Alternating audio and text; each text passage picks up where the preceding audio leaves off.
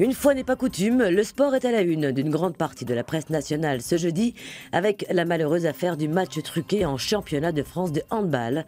Montpellier en zone trouble, s'inquiète l'équipe. Plusieurs champions de France de handball seraient visés par une information judiciaire portant sur des paris frauduleux enregistrés avant un match, explique le quotidien sportif qui ajoute que le club est sous le choc. Pour aujourd'hui en France, le Parisien, le sport français est rattrapé par la corruption et de constater que Montpellier, le club de Karabatic, star de l'équipe de France de handball, championne olympique, est au cœur de cette affaire de tricherie au paris sportif.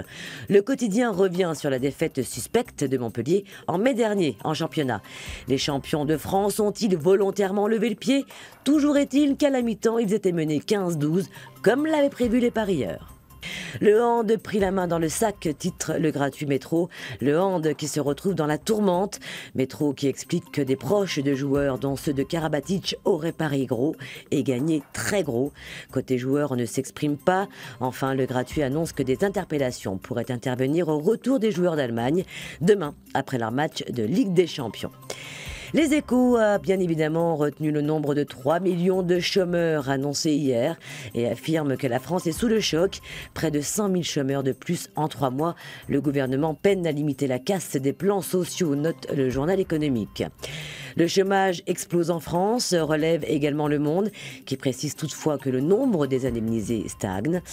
Urgent recherche 40 000 profs, annonce Libération, pour qui la campagne de recrutement décidée par Vincent Payon pour 2013 relève de la gageure dans un secteur dévalorisé.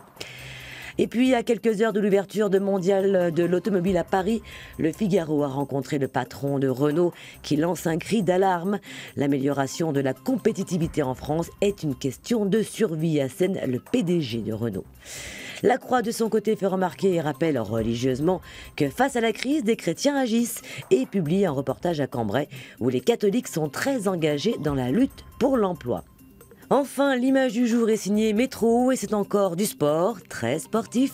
Il s'agit du plus célèbre coup de boule du monde coulé dans le bronze, celui de Zidane à Materazzi lors de la finale de la Coupe du Monde en 2006.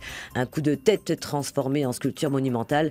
L'œuvre, haute de plus de 5 mètres et pesant plusieurs tonnes, a pris place sur le parvis du Centre Pompidou à Paris.